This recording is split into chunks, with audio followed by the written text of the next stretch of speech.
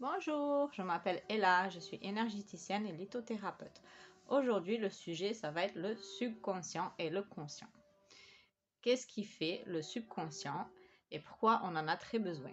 Alors, le subconscient peut être très nocif pour nous, mais il est aussi une super aubaine. Car si tous les jours nous devons réapprendre à marcher, à manger, à parler, ben, ça serait un peu compliqué, non? Le subconscient, lui, il sert à ça. C'est comme un ordinateur, notre cerveau, il est vide et du coup, on télécharge des programmes à l'intérieur. Et ces programmes qu'on a téléchargés dans notre ordinateur, eh bien, nous permet de mettre en route notre ordinateur, de le démarrer, de chercher des programmes et tout ce qui s'ensuit. Mais le subconscient, c'est un petit peu pareil. Il a le même rôle. Je vais vous donner un exemple. C'est comme quand on apprend pour la première fois à conduire une voiture. Eh bien, on est attentif à tout. Le rétroviseur, comment changer des vitesses, freiner et tout ce qui s'ensuit.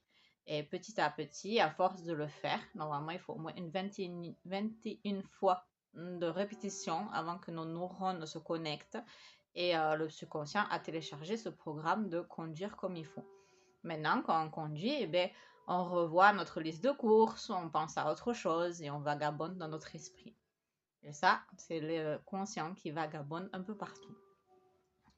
Qu'est-ce qui est nocif? Du coup, il est très bien et on en a beaucoup besoin, mais malheureusement, il ne peut pas faire la différence entre ce qui est bon et mauvais pour nous. Donc, du coup, quand on est petit, de 0 à 7 ans, on est des buvards. On regarde nos parents faire, on regarde la télévision, on regarde les autres à l'école et on télécharge des comportements.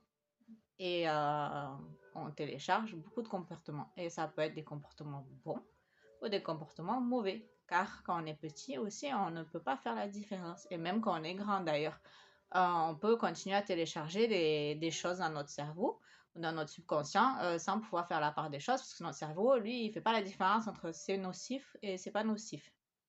Donc, qu'est-ce qui se passe?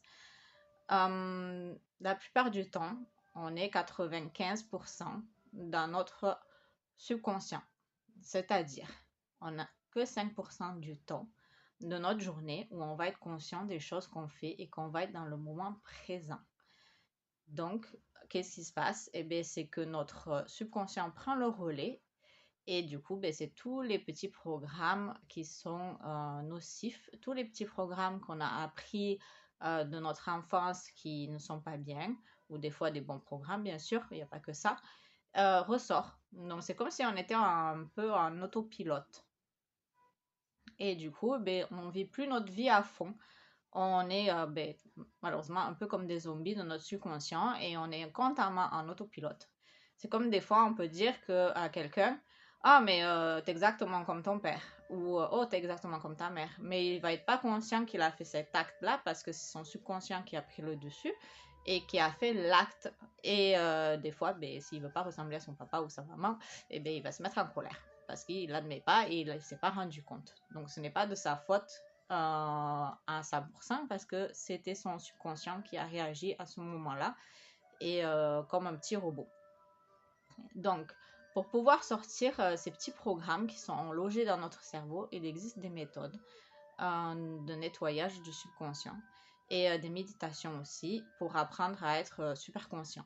Et pour être super conscient, ben, il faut savourer le moment présent et pas penser à plein d'autres choses. Donc, on a l'impression que notre esprit vagabonde un peu partout. Ben, il faut se faire une petite pause et revenir à soi et être présent. Les méditations à faire qui sont très très bien pour s'entraîner à faire ça, c'est de s'asseoir en lotus ou confortablement et de ressentir l'énergie qui est autour de nous ou de mettre notre attention sur nos chakras. Ça nous aide à être dans le moment présent. Et petit à petit, on pourra apprendre à être dans le moment présent constamment.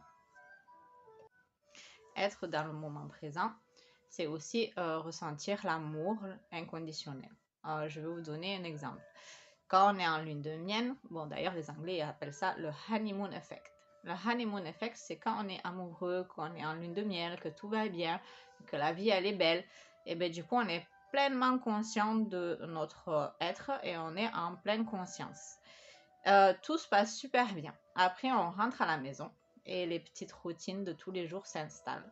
Et les routines s'installent, c'est-à-dire je me lève, je regarde mon portable, je prends mon petit déj, je me prépare pour aller au travail. Et à force de faire ces routines, et ben du coup, vu que c'est des routines qui sont répétitives, le subconscient prend le dessus parce qu'ils sont logés dans notre subconscient.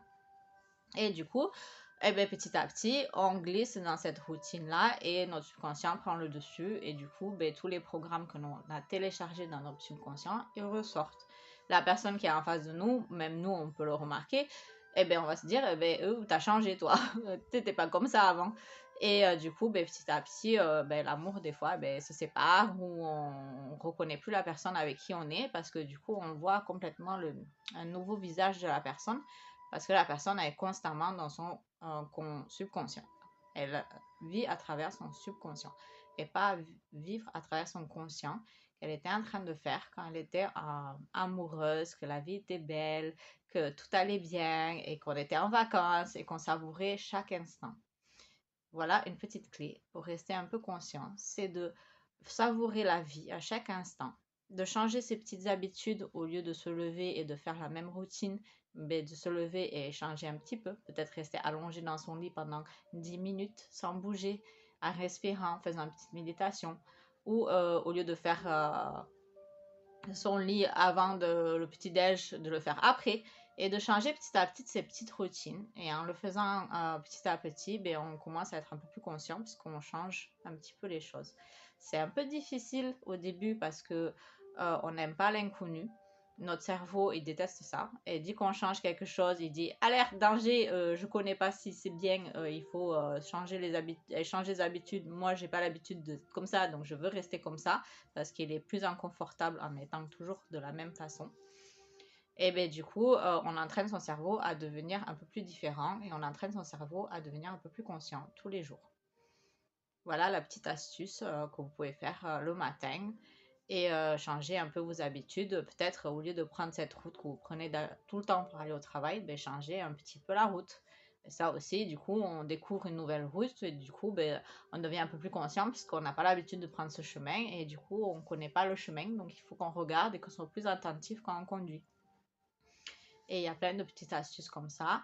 Moi, je parle de tout ça dans les petits ateliers que je vais préparer les samedis soirs à la boutique. Donc, vous avez l'adresse et le site internet en dessous. Et vous êtes bienvenus. Je vous fais des gros bisous. Si vous avez aimé cette vidéo, faites des pouces bleus ou un petit thème. Et abonnez-vous à ma chaîne YouTube. Merci. Au revoir. Gros bisous.